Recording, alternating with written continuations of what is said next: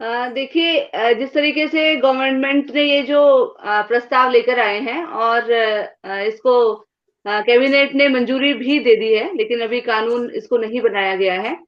बात ये है कि ये कोई बहुत बड़ा डिफरेंस का मुद्दा तो नहीं है, क्योंकि बात ये है कि जिन तर्क के आधार पर ये एज को बढ़ा रहे हैं और ये समानता की बात कर रहे हैं, यहाँ थोड़ी-सी प्रॉब्लम है।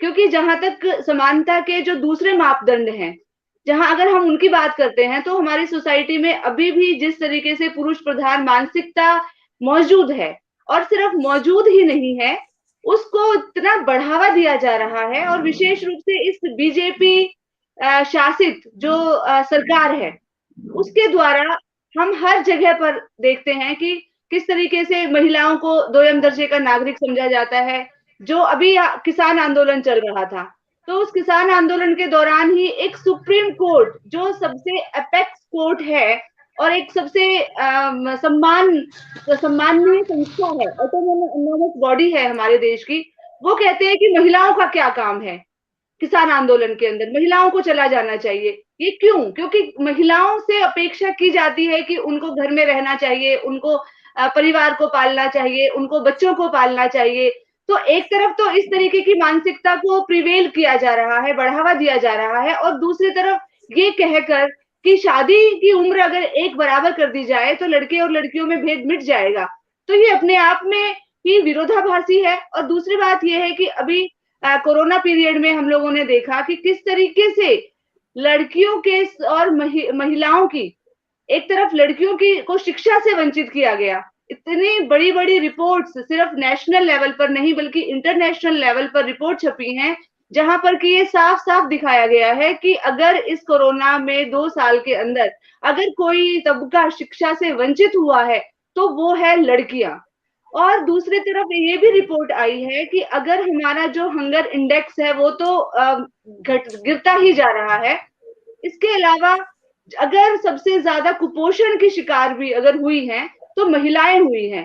तो अगर बराबरी की बात आप करते हैं, तो बराबरी इन चीजों में लाइए कि महिलाओं को जो पोषण है, जो आहार दिया जाना चाहिए, उसकी सरकार क्या व्यवस्था कर रही है? राशन तक नहीं दिया जा रहा है। सरकार की तरफ से जो पीडीएस सिस्टम है, जिसके ऊपर आज भी हमारे देश का बहुतायत जो इलाका है, हम दिल्ली की बात करें अगर, तो बहुत बड़ी संख्या एक पीडीएस सिस्टम के ऊपर निर्भर करती है। लेकिन आप देखिए पीडीएस सिस्टम को भी सुचारू रूप से नहीं चलाया जा रहा है दिल्ली राजधानी के अंदर। और आप बात करते हैं कि महिलाओं को अगर 18 साल से 21 साल कर देंगे, तो उनकी शारीरिक क्षमता जो है वो बढ़ जाएगी, उनके अंदर जो पोषक जो तत्व है वो 18 साल में नहीं रहते हैं। जब एक 18 साल के व्यक्ति को आप वोट देने का अधिकार दे सकते हो, देश चलाने का अधिकार दे सकते हो, तो क्या एक लड़की अपने चिंतन नहीं कर सकती कि उसको शादी कब करनी है? तो ये बहुत खोखले दावे हैं ये छुपाने का सरकार अपनी जो नाकामी है 2014 से लेकर और अब तक महिलाओं के लिए क्या किया है मोदी जी ने, एक बात वो पॉजिटिव हमें बता दें जिसको पूरी महिला समाज इसको स्वीकार करे कि हाँ, ये एक विकास का कदम उठाया है। वो एक भी काम नहीं बता पाएंगे जिससे कि महिलाओं को कुछ सुरक्षा मिली हो, महिलाओं के अंदर कॉन्फिडेंस आया हो, महिलाओं को रोजगार मिला हो, शिक्षा मिली हो। तो ये सारी चीजें जो है ये सिर्फ अपने आपको एक चर्चा में लाने का ही एक मकसद है कि हाँ, मोदी जी महिलाओं के बारे में कुछ कर रहे हैं, लेकिन जो करना चाहिए वो नहीं कर रहे हैं। चलिए रितु कौशल जी, सरकार मतलब कुछ करना चाहती है, लगातार ये देश की मांग थी कि लड़कियों की एज बढ़ाई जाए। अब सरकार ने ये प्रस्ताव लाया, आप लोग उसके भी खिलाफ हो गए कि नहीं सरकार की मंशा ये है, सरकार की मंशा ये। तो फिर कैसे सरकार तो कुछ अच्छा करना चाह रही है, सरकार के लिए एक वर्ग के लोगों ने इसका स्वागत किया हमारे प्रस्ताव का। देखिए, हम इसका विरोध नहीं कर रहे हैं, हम तो उनके तर्क को खारिज कर रहे हैं, क्योंकि जो तर्क जो दिए जा रहे हैं वो हमें पच नहीं रहे हैं। क्योंकि महिलाओं के लिए जहां तक कुछ करने की बात है, तो हम उसका जरूर स्वागत करेंगे कि करिए महिलाओं के लिए। अभी शुरुआत में जो बात आपने रखी थी, बहुत अच्छी बात थी कि महिलाओं और पुरुषों की बराबरी की बात कर रहे हैं। तो देखिए, महिलाओं और पुरुषों की बराबरी की बात सबसे पहले अगर हमारे देश में किसी ने की थी, तो वो थे ईश्वर चंद्र विद्यासागर। और यही बीजेपी के लोग जब बंगाल के अंदर जाते हैं, रैली करते हैं, चुनावी रैली, तो ईश्वर चंद्र विद्यासागर की मूर्ति को तोड़ते हैं। तो जो आइकन हमारे, जिन्होंने समानता की बात की, जिन्होंने महिलाओं और पुरुषों के गैर बराबरी के खिलाफ लड़ाई लड़ी, जिन्होंने एक बहुत बड़ा जिहाद शुरू किया था उस समय पर, तो उसको खत्म कौन कर रहा है? यही लोग हैं जो इसको खत्म करना चाहते हैं। तो अब यही लोग अगर बराबरी की बात करते हैं तो कहीं ना कहीं फिर सवाल मन में उठता है। तो इसीलिए हम इसका विरोध नहीं कर रहे हैं, हम समाज को सिर्फ सोचने के लिए कुछ बात करना चाहते हैं, एक चर्चा का माहौल बनाना चाहते हैं। क्योंकि कोई भी काम जब सरकार करती है, कोई भी कानून जब बनाती है, तो हम उम्मीद करते हैं कि अगर वो शिक्षा का कानून बना रही है तो जो शिक्षा के क्षेत्र में जो काम कर रहे हैं, जो प्रोफेसर्स हैं, जो टीचर्स हैं, उनसे जरूर बातचीत करनी चाहिए। ऐसे ही अगर महिलाओं की जहां तक बात है, तो कितनी महिलाओं ने ये मांग की है कि अभी हमारी सिर्फ एक ही मांग बच गई है, सारी जो समस्याएं थी वो दूर हो गई हैं। महिलाओं पर क्राइम खत्म हो गया है, महिलाओं पर जो रोज रोज जिस तरीके से घरेलू हिंसा हो रही है, शराब पी पी कर जो मर्द लोग हैं वो बच्चियों को, बेटियों को पीट रहे हैं, अपनी पत्नियों को पीट रहे हैं, माओ तक को नहीं छोड़ते हैं, वो समस्या भी खत्म हो गई है। और एक ही समस्या बची है कि भाई 18 साल जब शादी की है तो बहुत सारी समस्याएं इससे पैदा हो रही हैं, पैदा समस्याएं हो सकती हैं। कुपोषण का शिकार महिलाएं हैं, लेकिन कुपोषण का शिकार महिलाओं को जो मुक्त करना है अगर कुपोषण से, तो 18 साल से 21 साल क्या 27 साल भी आप कर देंगे। अगर उनको खाना नहीं मिलेगा तो आप उनको कुपोषण का शिकार बनने से नहीं रोक सकते हैं। और दूसरी बात एक ये है कि 18 साल या जो लोग कम उम्र में, 18 से भी कम उम्र में हमारे देश में ऐसा है कि जो शादियां हैं वो कम उम्र में की जाती हैं। तो जो लोग हैं, क्योंकि वो आप क्या मानती मतलब कि ये लड़कियों पर छोड़ दिया जाए, वो जिस एज में शादी करना चाहे करें, या कि सरकार तय करे कि ये एज होनी चाहिए? नहीं, देखिए ये 18 साल जो उम्र है ये बायोलॉजिकली बहुत सोच समझकर, और मैंने पहले भी बताया कि जब एक व्यक्ति वोट दे सकता रमेश है का फोन आ रहा है, बात सरकार चलाने के लिए, तो अगर एक लड़की की उम्र जो है वो 18 साल में वो बालिग हो जाती है, शारीरिक रूप से, मानसिक रूप से, तो उसके ऊपर ये उसके ऊपर निर्भर करता है। जैसे कि बात आई कि अगर एक परिवार है, देखिए वही मैं बात कर रही थी जो आपने बात ले ही आए आप, मैं यही कर रही थी कि बचपन में क्यों शादियां हो जाती हैं।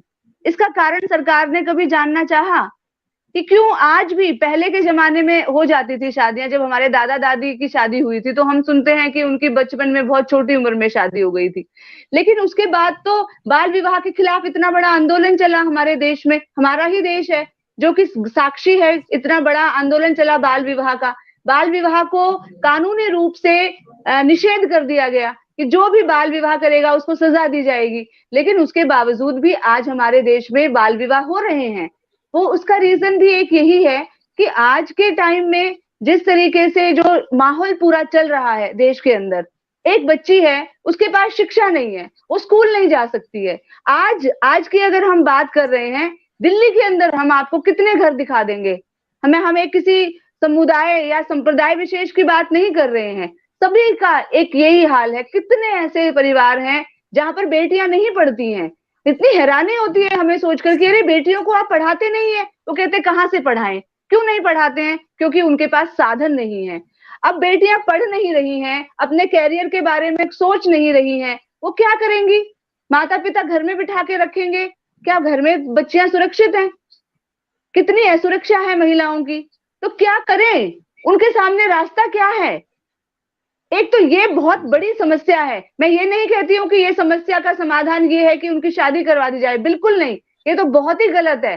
होना क्या चाहिए, क्या सरकार को बच्चियों को जिस उम्र में उनको पढ़ना चाहिए, क्या उस उम्र में उनको स्कूल में नहीं उनका इंतजाम करना चाहिए? जो माता पिता अपनी बच्चियों को सिर्फ पैसे की वजह से नहीं पढ़ा पाते हैं, क्या सरकार को उनकी जिम्मेदारी नहीं लेनी चाहिए? और जब एक लड़की 18 साल तक पढ़ जाती है तो फिर वो क्या करेगी? वो कभी नहीं सोचेगी कि हाँ अब मुझे घर में जाके बर्तन साफ करने हैं और घर संभालना है। वो यही सोचेगी कि नहीं अब मुझे टीचर बनना है, मुझे डॉक्टर बनना है, मुझे इंजीनियर बनना है, मुझे आगे बढ़ना है। तो लड़कियों को आप इस लायक तो बनाइए। ये सब सरकार भूल चुकी है। इस सब के बारे में और कोई भी इनका सोचना नहीं है, कोई सोच समझ नहीं है, बल्कि इनके खुद के मंत्री, इनकी खुद की महिला मंत्री, वो राजस्थान में जाकर कहती हैं कि अगर हमारी सरकार बनती है तो हम बाल विवाह का जो कानून है वो उसको यहाँ पर लागू नहीं होने देंगे।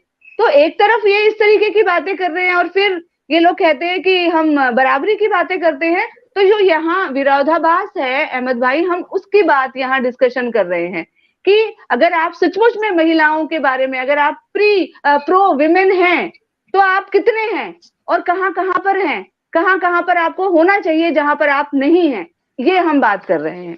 अहमद भाई, एक पॉइंट साइमा जी ने बिल्कुल सही बात रखी है और उनकी बातों से ही एक पॉइंट और मुझे भी याद आया कि देखिए, जब निर्भया आंदोलन यहाँ पर हुआ था, तो आंदोलन की वजह से ही सरकारों को उस समय पर जो सरकार थी उनको जस्टिस वर्मा कमेटी को लागू कर, मतलब जस्टिस वर्मा कमेटी बनानी पड़ी थी। और जस्टिस वर्मा कमेटी ने जो रिकमेंडेशंस दी थी, उन रिकमेंडेशंस को आज तक भी लागू नहीं किया गया। उनमें एक निर्भया फंड, यहाँ पर उन्होंने सरकार ने खुद ये कहा था कि हम एक निर्भया फंड बनाएंगे। वो निर्भया फंड अभी तक महिलाओं पर लागू, महिलाओं के लिए खर्च कितना हुआ है, इसी का हिसाब दे दें पहले तो हमें सरकारें, राज्य सरकारें भी और केंद्र सरकारें भी। ये महिलाओं की बराबरी की बात तो बाद में करें, पहले जो इन्होंने खुद कमेटी बनाई है उसके रिकमेंडेशंस को ही लागू कर दें। उन्होंने कहा है कि भाई शराबखोरी, जस्टिस वर्मा की जो रिकमेंडेशंस हैं उसमें कहा था कि शराबखोरी एक बहुत बड़ा रीजन है जिसके कारण कि महिलाओं पर क्राइम बढ़ता है। तो शराब को तो आज कोरोना पीरियड में जब दवाइयों की दुकानें बंद थी तो शराब की दुकानें मोदी जी ने खोल दी। तो इसीलिए थोड़ा सा ये चर्चा का एक विषय बनाना जरूरी है इसको। देखिए 2014 में वो आए थे कि बहुत हुआ महिलाओं पर वार, अब की बार मोदी सरकार। तो ये 2014 से लेकर अब तक हर क्षेत्र में फेल रही है मोदी सरकार महिलाओं के विषय में। तो इस अपने फेलियर को छुपाने का ये एक बहुत बड़ा पर्दा वो लेकर आए हैं कि इस पर्दे के सामने सब छुप जाएगा। बस एक यही बात है, मुझे ऐसा लगता है। तकमीली तलबीना, ताकत, सेहत और शिफा के लिए सुन्नत और तिब्बे नबवी का बेहतरीन नुस्खा। अभी ऑर्डर करें, कम पैसे में हमारे साथ बिजनेस शुरू करें। भारत भर से डिस्ट्रीब्यूटर बनने के लिए कॉल करें 8698242261। Takmeeli herbal health care, Malegaon, India. मर्दाना कमजोरी और उससे मुत्तालिक तमाम परेशानियों के इलाज का मरकज सनशाइन हर्बल जड़ी बूटियों से तैयार करदा आयुर्वेदिक दवा। फोन करके अपने घर मंगवाएं। डिलीवरी के बाद ऑनलाइन और कैश दोनों तरह कर सकते हैं पेमेंट। हमारी वीडियोस देखने के लिए बेहद शुक्रिया। मिल्लत टाइम्स की खबरें पढ़ने, सुनने और देखने के लिए गूगल प्ले स्टोर से ऐप डाउनलोड करें। यहां आप उंगली की क्लिक में पढ़ सकते हैं 4 जबानों में न्यूज़, उर्दू, हिंदी, अंग्रेजी, बांग्ला। आप ऐप पर मिल्लत टाइम्स की वीडियोस भी देख सकते हैं। अगर आप YouTube पर देख रहे हैं तो रेड बटन को दबाकर चैनल को सब्सक्राइब करें और बेल आइकन ज़रूर दबाएं। फेसबुक पर देख रहे हैं तो पेज को लाइक और फॉलो ज़रूर करें। ट्विटर और इंस्टाग्राम पर भी मिल्लत टाइम्स को फॉलो करें। मिल्लत टाइम्स की स्टोरीज हासिल करने के लिए टेलीग्राम और व्हाट्सएप पर बराह रास्त हमारे साथ जुड़ सकते हैं। हमारे काम से आप मुतमईन हैं तो इसे जारी रखने और मजबूत बनाने के लिए हमें सपोर्ट करें। स्क्रीन पर दिख रहे और डिस्क्रिप्शन में दिए गए अकाउंट नंबर पर मिल्लत टाइम्स को अपनी रकम भेज सकते हैं। अगर आपके इलाके का कोई मामला है, आपकी मसाइल को मीडिया में जगह नहीं दी जा रही है, तो हमें ईमेल करें या व्हाट्सएप पर मैसेज करें। हम उठाएंगे आपकी आवाज़। मिल्लत टाइम्स मतलब मजलूमों की आवाज़, नफरत के खिलाफ जंग, फर्जी खबरों से निजात। www.millattimes.com